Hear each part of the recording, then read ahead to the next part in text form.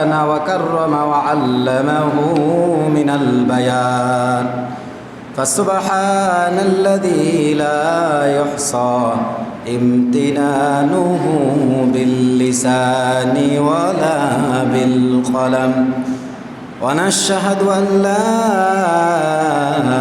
إله إلا الله وحده لا شريك له ونشهد أن سيدنا ومولانا محمدا عبد الله ورسوله الذي أرسله بالحق بشيرا ونذيرا وداعيا إلى الله بإذنه وسراجا وقمرا منيرا فقد قال الله تعالى في كلامه المجيد وفي فرقانه الحميد أعوذ بالله من الشيطان الرجيم بسم الله الرحمن الرحيم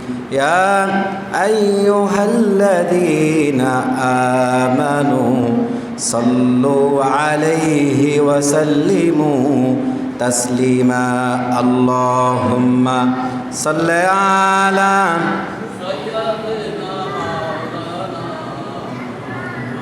وعلى آل سيدنا ইমানের পথে অবিচল থেকে আমার মরণ যেন হয় ইমানের পথে অবিচল থেকে আমার মরণ যেন হয় তোমারই কাছে মিনতি আমার ওগো মহামহিম দয়াময় ইমানের পথে অবিচল থেকে আমার মরণ যেন হয় আল্লাহুম্মা সাল্লি আলা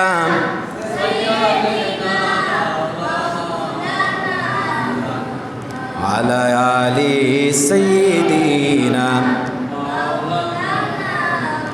বালাগাল উলা বিকামালিহি কাশাফাত তুজা বিজামালিহি حسنت جميع خصاله صلوا عليه وآله আলহামদুলিল্লাহ মহান আল্লাহ রাব্বুল আলামিনের দরবারে তার নিয়ামত ও শুকর আদায় করে যে আল্লাহ রাব্বুল আলামিন আমাদেরকে দুনিয়ার সমস্ত ব্যস্ততার থেকে বিরত রেখে আল্লাহ পাক দুনিয়ার সবথেকে সম্মানিত স্থানে আমাদেরকে আসার বসার আলোচনা শুনবার তৌফিক দান করেছেন আমরা সকলে বলি আলহামদুলিল্লাহ বিশ্বনবী সাল্লাল্লাহু আলাইহি সাল্লামের উপর অগণিত দুরূদ ও সালাম পেশ করে আমরা সকলে বলি সাল্লাল্লাহু আলাইহি ওয়াসাল্লাম সম্মানিত উপস্থিতি আমরা গত জুমায় হযরত ইব্রাহিম আলাইহিস সালাম সম্পর্কে সংক্ষিপ্ত আকারে আলোচনা করার চেষ্টা করেছিলাম আজকে ইব্রাহিম আলাইহিস সালাম কীভাবে রবের সন্ধান পেলেন কিভাবে আমাদের রব আল্লাহ উনি এটা বুঝতে পারলেন এই বিষয়ে আমরা বিস্তারিত আলোচনা করার চেষ্টা করব আল্লাহ পাক যেন তৌফিক দান করে আমরা সকলে বলি আল্লাহুম্মা আমিন সম্মানিত উপস্থিতি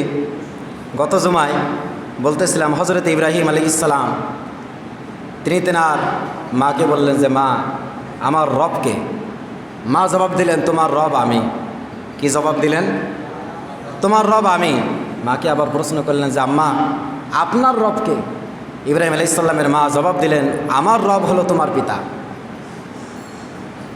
ইব্রাহিম আলাইহিস সালাম আবার প্রশ্ন করলেন যে মা আমার রব আপনি আপনার রব আমার পিতা আমার রব আমার পিতার রবকে ইব্রাহিম আলাইহিস সালামের মা বললেন তোমার পিতার রবের নাম হলো নমরুদ কি নাম নমরুদ ইব্রাহিম আলাইহিস সালাম আবার জিজ্ঞেস করলেন যে মা নমরুদ যদি আমার পিতার রব হয় তাহলে নমরুদের রবকে নমরুদ নিজেকে দাবি করতো ফাকাল আনা রব্বুকুমুল আলা আমি হলাম আল্লাহ নমরুদ কি দাবি করতো জোরে বলেন আর একটু জোরে বলেন না নমরুদ কি দাবি করতো আমি হলাম আল্লাহ সম্মানিত উপস্থিতি তাহলে নমরুদ নিজেকে দাবি করতো আমি হলাম আল্লাহ এবার ইব্রাহিম আলাইহিস সালাম তিনি তেনার রবের সন্ধান এখনও পান নাই ইব্রাহিম আলাইহিস সালাম কী করলেন রবের সন্ধান পাওয়ার জন্য ইব্রাহিম আলাইহিস সালাম এবার মাঠের মধ্যে বসে বসে চিন্তা করতেছেন আমার রবকে আমার প্রভুকে চিন্তা করতে করতে এক পর্যায়ে সন্ধ্যা হয়ে গেল। সন্ধ্যা যখন হয় তখন দেখবেন আকাশে তারা ওঠে, ঠিক কিনা? আকাশে কে ওঠে? তারা ওঠে। ইব্রাহিম আলাইহিস সালাম মনে মনে ভাবলেন, আকাশে যখন তারা উঠলো, এই তারাই মনে হয় আমার রব। নাউজুবিল্লাহ বলবেন না? ইব্রাহিম আলাইহিস সালাম এবার দেখলেন কিছুক্ষণ পর আস্তে আস্তে তারাগুলো ডুবে গেল। এবার আকাশের মধ্যে বিশাল করে একটা চাঁদ দেখা যায়। হযরত ইব্রাহিম আলাইহিস সালাম ভাবলেন, গোটা জমিন যখন অন্ধকার হয়ে গেল, গোটা জমিন যখন অন্ধকার হয়ে গেল, শুধুমাত্র চাঁদের আলো, চাঁদ শুধুমাত্র আলো দিচ্ছে। হযরত ইব্রাহিম আলাইহিস সালাম মনে মনে ভাবলেন, তাহলে হয়তো চাঁদই আমার রব। এক পর্যায়ে যখন চাঁদও অস্তমিত হয়ে গেল, সকাল যখন হয়ে গেল, চাঁদ যখন আর থাকলো না, হযরত ইব্রাহিম মনে মনে ভাবলেন, যে জিনিসটা তার অস্তিত্ব থাকে না সে কোনোভাবেই আমার রব হতে পারে না, ঠিক না? যার অস্তিত্ব নেই সে কোনোভাবেই আমার রব হতে পারে না। রব হতে পারে? ইব্রাহিম আলাইহিস সালাম এবার দেখলেন সকালবেলা যখন সূর্য উঠল, ইব্রাহিম আলাইহিস সালাম এবার সূর্যের দিকে তাকিয়ে তিনি ভাবলেন, গোটা পৃথিবী এর সূর্যটা আলো দিচ্ছে, এই সূর্যই আমার রব। ইব্রাহিম আলাইহিস সালাম এবার যখন দেখলেন সূর্য আস্তে আস্তে যখন বিকাল হয়ে গেল, সন্ধ্যা হয়ে গেল, সূর্য যখন আবার অস্তমিত হয়ে গেল, ইব্রাহিম আলাইহিস সালাম ভাবলেন, সূর্য আমার রব হতে পারে না, যা অস্তমিত হয়ে যায় সে কোনোভাবেই আমার রব হতে পারে না। সম্মানিত উপস্থিতি, এখন বোঝার বিষয় হলো, আজকে এক শ্রেণীর মানুষ সূর্যর পূজা করে, আছে না নাই? জোরে বলেন। সূর্যর পূজা করে। এরপর কিছু মানুষ আছে চাঁদের পূজা করে, কিছু মানুষ তারকার পূজা করে। পূজা যদি করতে হয় একজনের পূজা করতে হবে, তিনি কে? জোরে বলেন। একান্ত আপনজনের আমার।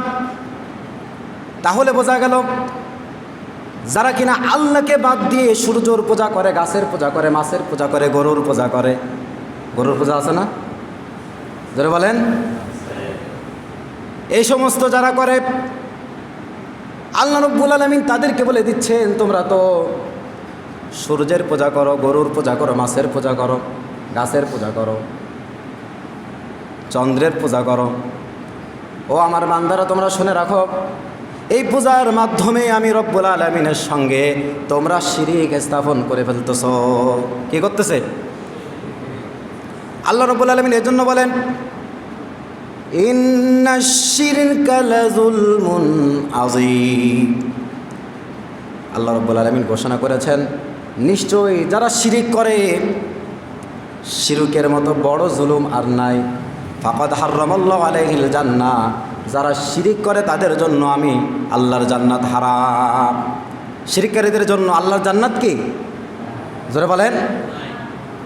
জান্নাত কোনোভাবেই হবে না। একান্ত বন্ধুরা আমার,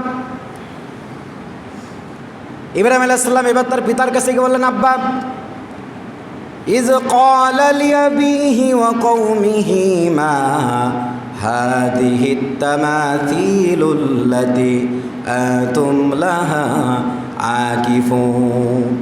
ইব্রাহিম আলাইহিস সালাম তার আব্বার কাছে গেলেন, বললেন, আব্বা, ইয ক্বালা লিআবিহি, হে আমার পিতা, হে আমার আব্বা, হে আমার কওম, একান্ত আপনজন আমার রবকে। ইব্রাহিম আলাইহিস সালামের পিতা এবং তার কওমের লোকেরা বললেন, ইব্রাহিম, তুমি এখন ছোট মানুষ, আস্তে আস্তে যখন বড় হবা তুমি বুঝতে পারবা তোমার রবকে। ইব্রাহিম আলাইহিস সালামকে তার পিতা ডাক দিয়ে বললেন, বাবা, আমি তো দেশের মন্ত্রী। ও বাবা শোনো, ইব্রাহিম আলাইহিস সালামের পিতা দেশের মন্ত্রী ছিলেন, আবার ইব্রাহিম আলাইহিস সালামের পিতা মূর্তি তৈরি করতেন। কি তৈরি করতেন? জোরে বলেন। মূর্তি বানাতেন। ইব্রাহিম আলাইহিস সালামের পিতা ইব্রাহিম আলাইহিস সালামকে বললেন, বাবারে, আমি তো মূর্তি তৈরি করি, তোমার রবের সন্ধান পেতে গেলে এখন তোমাকে কিছু কাজ করতে হবে। কাজ হলো, এই যে আমি সুন্দর সুন্দর মূর্তি বানিয়েছি, এই মূর্তিগুলো বাজারে যাও, বাজারে নিয়ে গিয়ে বিক্রি করো। ইব্রাহিম আলাইহিস সালাম বললেন, আব্বা, এই মূর্তিগুলো বাজারে নিয়ে কি হবে? ইব্রাহিম আলাইহিস সালামের আব্বা বললেন, বাবারে, এই মূর্তিগুলো বাজারে নিয়ে যাবা মানুষের কাছে বিক্রি করবা। কি করবে? মূর্তি মানুষের কাছে বিক্রি করবা। ইব্রাহিম আলাইহিস সালাম চালাক মানুষ, বললেন আব্বা মানুষের কাছে মূর্তি বিক্রি করব, মূর্তি বিক্রি করে লাভ কি? এই মূর্তিগুলো মানুষ যে কিনবে, কিনে লাভ কি? ইব্রাহিম আলাইহিস সালামের বাবা বললেন মূর্তি কিনে লাভ হলো যারা এই মূর্তিগুলো ঘরে রাখবে, এইটা যদি ঘরে রাখে সুখ শান্তির অভাব হবে না। এইটা যদি ঘরে কিনে রাখে তাহলে তার ঘরে কোনো বালা মুসিবত হবে না। এইটা যদি ঘরে রাখে তাহলে তার আর্থিকভাবে সচ্ছলতা লাভ করবে। এভাবে করে তার পিতা বিভিন্ন রকম বর্ণনা দিলেন। একান্ত আপনজনের আমরা যারা বিবেক সম্পন্ন মানুষ, বলেন তো দেখি, এই মূর্তি কিনে পরে ঘরে রাখলে পরে কোনো লাভ কি হবে? যারা বলেন হবে? হবে না। ইব্রাহিম আলাইহিস সালাম এবার তার বাবাকে বললেন আব্বা এই মূর্তিগুলা ঘরে রেখে কোনো লাভ নাই, এই মূর্তিগুলা আপনি তৈরি করেছেন সামান্য কিছু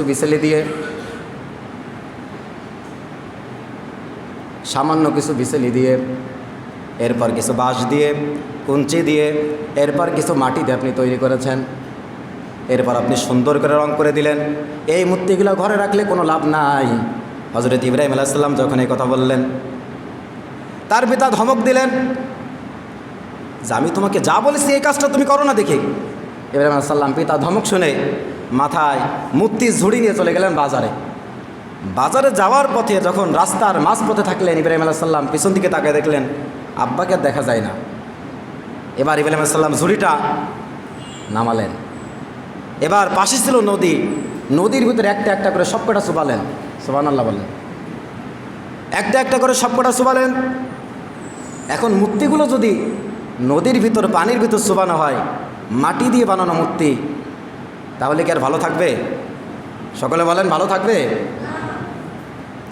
কোনো মূর্তির হাত থাকলো না, কোনো মূর্তির পা থাকলো না, কোনো মূর্তির নাক থাকলো না। এভাবে করে একটা একটা মূর্তিগুলো নষ্ট হয়ে গেল। ইব্রাহিম আলাইহিস সালাম এবার ওই মূর্তিগুলা পানির ভিতর চুবানোর পরে এবার তিনি মূর্তি নিয়ে বাজারে চলে গেলেন। বাজারে গিয়ে মূর্তিগুলো বিক্রি করার চেষ্টা করলেন।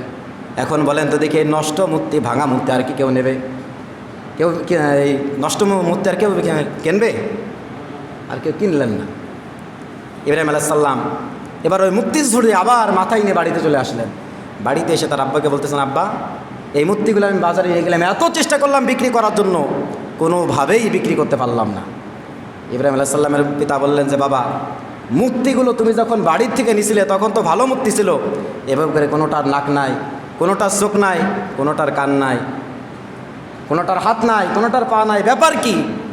এই মূর্তিগুলো এভাবে ভাঙলো কিভাবে? ইব্রাহিম আলাইহিস সালাম জবাব দিলেন আব্বা মূর্তিগুলো আমি মাথায় নিয়ে যাচ্ছিলাম, হঠাৎ করে দেখি মূর্তিগুলার মধ্যে গৃহযুদ্ধ বেঁধে গেছে। তারা হঠাৎ করে মারামারি শুরু করে দিয়েছে। মূর্তিকে মারামারি করতে পারে? জোরে বলেন পারে?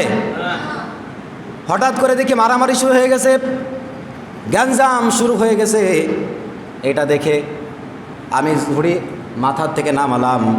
নামায় দেখি কোনোটার হাত নাই, কোনোটার পা নাই, কোনোটার নাক নাই, কোনোটার চোখ নাই। ইব্রাহিম আলাইহিস সালামের পিতা বললেন তুমি আমারে বুঝাও কি? এই মূর্তিগুলো কি কথা বলতে পারে? এরা গ্যাঞ্জাম করতে পারে? আরে আমার মূর্তি, আমি যে মূর্তি বানাইছি, এদের সামনে খাবার দিলে খাবার পর্যন্ত খেতে পারে না। এদের গায়ে যদি কুত্তাই প্রস্রাব করে তারপরও তারা কুত্তার প্রস্রাব থেকে নিজেকে রক্ষা করতে পারে না, ঠিক না? যারা বলেন।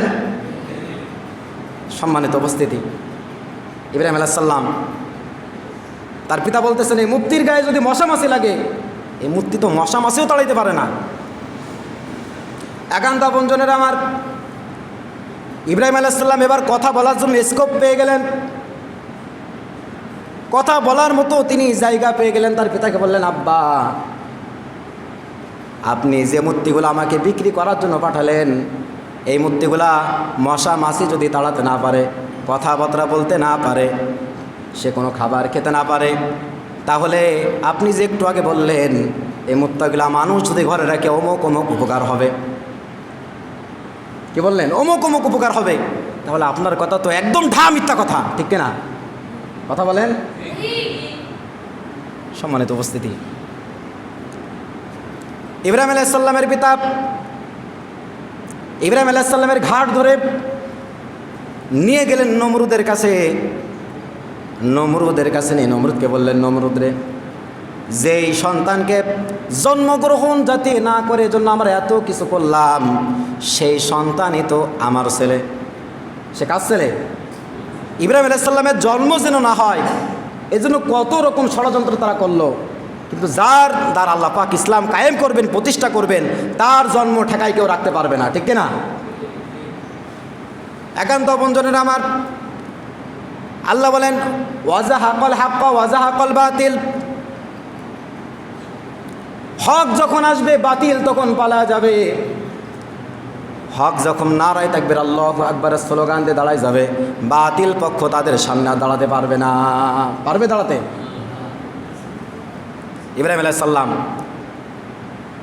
তার পিতা তাকে ধরে নিয়ে চলে গেল নমরুদের কাছে। নমরুদ বললেন, ইব্রাহিম, তুমি নাকি আমার রব হিসেবে মানো না, তুমি আমাদের মূর্তির বিরোধিতা করো, মূর্তির ব্যাপারে তুমি বাজে মন্তব্য করো। ইব্রাহিম আলাইহিস সালাম বললেন, হ্যাঁ আমি করি। এই কথা যখন বললেন ইব্রাহিম আলাইহিস সালাম, ইব্রাহিম তো যে সে করে সন্তান না, তিনি একজন মন্ত্রীর ছেলে। কার ছেলে? দেশের একজন মন্ত্রীর ছেলে। তাহলে নমরুদ যদি যায় তাকে হত্যা করবে, তাহলে হত্যা করা সহজ ব্যাপার না। হত্যা করা কি সহজ না কঠিন? একজন কৃষকের ছেলে, একজন কামারের ছেলে, একজন রিক্সা চালকের ছেলে, তাদের উপর যেভাবে আইন প্রয়োগ করা যায়, একজন চেয়ারম্যানের ছেলে, একজন এমপি ছেলের সঙ্গে সেভাবে আইন প্রয়োগ করা সম্ভব না, ঠিক না? জোরে বলেন। দেশের আইন উঁচু নিচু কোনো ভেদাভেদ চলবে না। দেশের আইন হবে সবার জন্য সমতল, ঠিক না? যেদিন দেশের আইন উঁচু নিচু ভেদাভেদ ভুলে একেবারে সমান, একেবারে প্রেসিডেন্ট থেকে নিয়ে শুরু করে একজন রিক্সা চালক, এদের সঙ্গে আইন সমানভাবে ব্যবহার করা হবে, সেদিন দেশে কোনো দিন আর অশান্তি রাহাজনির থাকবে না, ঠিক না? সম্মানিত উপস্থিতি, ইব্রাহিম আলাইহিস সালাম তিনি হলেন একজন মন্ত্রীর ছেলে। নমরুদ চিন্তা করলেন, একে তো আমি যদি হত্যা করতে চাই হত্যা করতে পারবো না, যেহেতু মন্ত্রীর ছেলে বলে কথা। ইব্রাহিম আলাইহিস সালাম তাকে বললেন, তুমি বাড়িতে চলে যাও। ইব্রাহিম আলাইহিস সালাম বাড়িতে চলে গেলেন। নমরুদ এবার মন্ত্রিসভার যে লোকজন ছিল তাদের সঙ্গে পরামর্শ করলেন, ইব্রাহিম তো আমাকে রব মানে না, আমাদের প্রভু, আমাদের মূর্তির পূজা করে না, বরঞ্চ মূর্তির বিরোধিতা করে। এখন ইব্রাহিমের ব্যাপারে কি করা যায় তোমরা বলো, তোমরা মতামত প্রকাশ করো।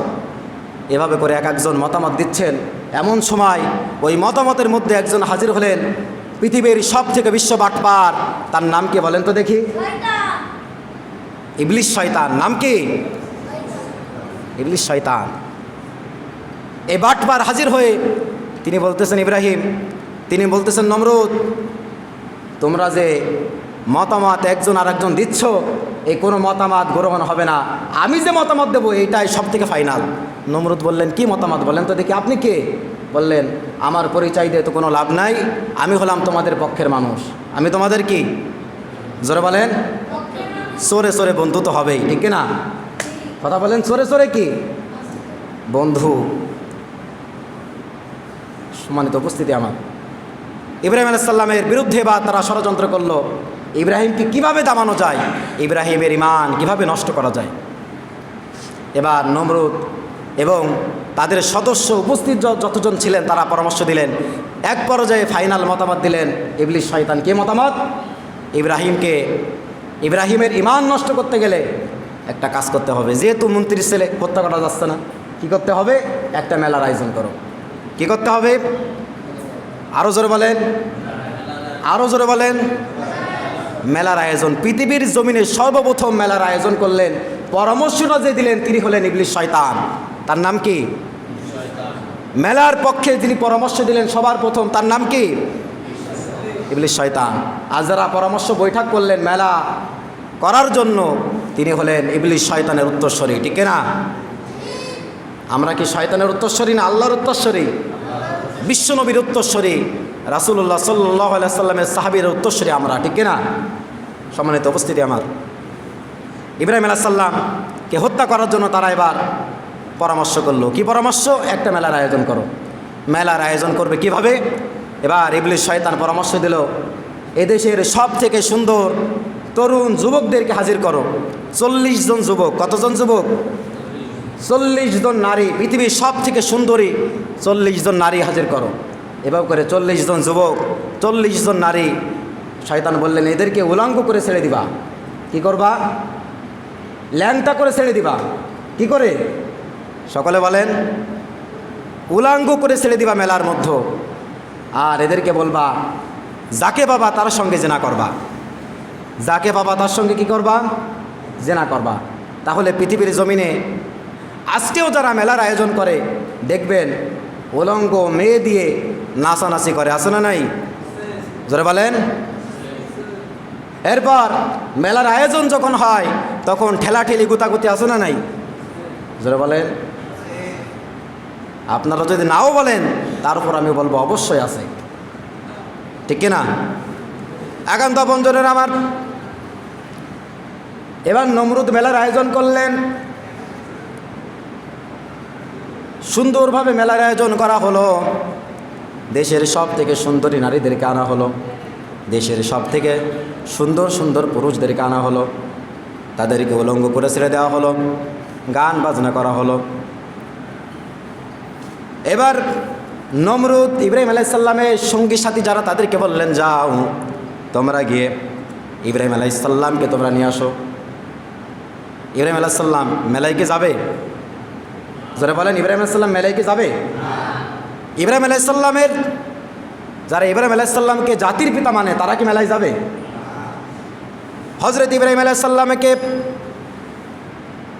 আনার জন্য লোক পাঠানো হলো। আল্লাহ রাব্বুল আলামিন সেই কথাই কোরআন আল কারীমের মধ্যে উল্লেখ করে সূরা সাফফাতের 88 থেকে 90 আয়াতের মধ্যে বললেন, ফানাযারা নাযারাতান ফিন নুজুম ফাকালা ইন্নী সাকিম। হযরত ইব্রাহিম আলাইহিস সালামকে এবার নমরুদের মেলায় নেওয়ার জন্য তার সঙ্গী সাথীরা আসলেন, এসে বললেন, ইব্রাহিম চলো আমাদের সঙ্গে মেলায় চলো। ইব্রাহিম আলাইহিস সালাম ইমানদার মানুষ, তাকে বললেন মেলায় চলো। ইব্রাহিম আলাইহিস সালাম বললেন, ফাকালা ইন্নী সাকিম, আমি অসুস্থ। কি বললেন? আরও জোরে বলেন। অসুস্থ দুই প্রকার। অসুস্থ কয় প্রকার? একটা শারীরিক আর একটা মানসিক। ইব্রাহিম আলাইহিস সালাম তিনি মিথ্যা কথা বলেন নাই, তিনি বললেন যে আমি অসুস্থ, তোমরা মেলায় যাও, আমি যাব না। একান্ত আপনজনের আমার, সব মানুষ যখন মেলায় চলে গেল, নাচানাচি ঢলাঢলি, শয়তান বললেন, যারা ইমানদার এদের সঙ্গে যদি কোনো মেলায় যে নারীগুলা যায় এদের সঙ্গে ধাক্কা লাগে, ওই নারীর সঙ্গে ধাক্কা লাগার পর ইমানদারের ইমান আর থাকবে না। কি হবে? মেলায় যে নারীরা যায় তাদের সঙ্গে যদি কোনো পুরুষের ধাক্কা লাগে, ওই পুরুষ যত বড় মৌলবী হোক ইমান আর থাকবে না। ইমান থাকবে? যারা বলেন থাকবে। আবার নারী যত বড় আল্লাহর ওলি হোক না কেন, ওই নারী যদি মেলায় যায় আর কোনো পুরুষের সঙ্গে যদি ধাক্কা লাগে, ওই নারীর ইমান থাকবে না। ওই নারী যতক্ষণ পর্যন্ত তাওবা না করবে, যতক্ষণ পর্যন্ত আল্লাহর কাছে কান্নাকাটি না করবে, ওই পুরুষ যতক্ষণ আল্লাহর কাছে কান্নাকাটি না করবে, তাওবা না করবে, কালেমা না পড়বে, মুসলমান হবে না। কি হবে না? যারা বলেন। আজকে তো আমরা এক শ্রেণীর মানুষ মেলা উদ্বোধন করার জন্য কি কোরআন তেলাওয়াত দিয়ে উদ্বোধন করি, সত্য না মিথ্যা? পার্শ্ববর্তী আমাদের হিন্দু ভাইদের ধর্মীয় উৎসব উদযাপন হয় কোরআন তেলাওয়াত দিয়ে, আছে না নাই? এসব ফাইজলেমি করার জায়গা পাও না। কোরআন তেলাওয়াত দিয়ে তুমি উদ্বোধন করলে আর জায়েজ হয়ে যাবে? ফতোয়া তোমার দিছে কে? একান্ত বন্ধুরা আমার, ইব্রাহিম আলাইহিস সালাম এবার মেলায় আর গেলেন না। ইব্রাহিম আলাইহিস সালামকে নেওয়ার জন্য বিভিন্ন রকম ষড়যন্ত্র তারা করলেন, কোনোভাবে যখন মেলায় নিতে পারলেন না, তার মানে বোঝা গেল ইব্রাহিম আলাইহিস সালামের ভিতর যে ইমান আছে, ইমান আর নষ্ট করতে পারলেন না। ঠিক কিনা? ইমান আর নষ্ট করতে পারলেন না। ইব্রাহিম আলাইহিস সালাম দেখলেন দেশের সব মানুষ মেলায়, ইব্রাহিম আলাইহিস সালাম সুযোগ পেয়ে গেলেন। তাদের মন্দির, তাদের পূজার ঘরে ইব্রাহিম আলাইহিস সালাম চলে গেলেন। পূজার ঘরে গিয়ে সব মূর্তির একটা একটা করে, কারোর হাত, কারোর পা, কারোর নাক, এভাবে করে সব মূর্তি ভেঙে ফেললেন, সবার বড় যেটি সেটাকে ভাঙলেন না।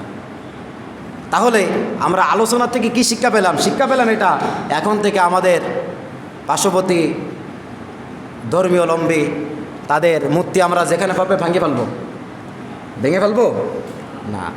ইব্রাহিম আলাইহিস সালাম বড়টা না ভেঙে এটাই প্রমাণ করলেন যে মূর্তি আমি ভাঙলাম শুধুমাত্র মানুষদেরকে বোঝানোর জন্য। আজকে তো মূর্তি ভেঙে মানুষদেরকে বোঝানোর প্রয়োজন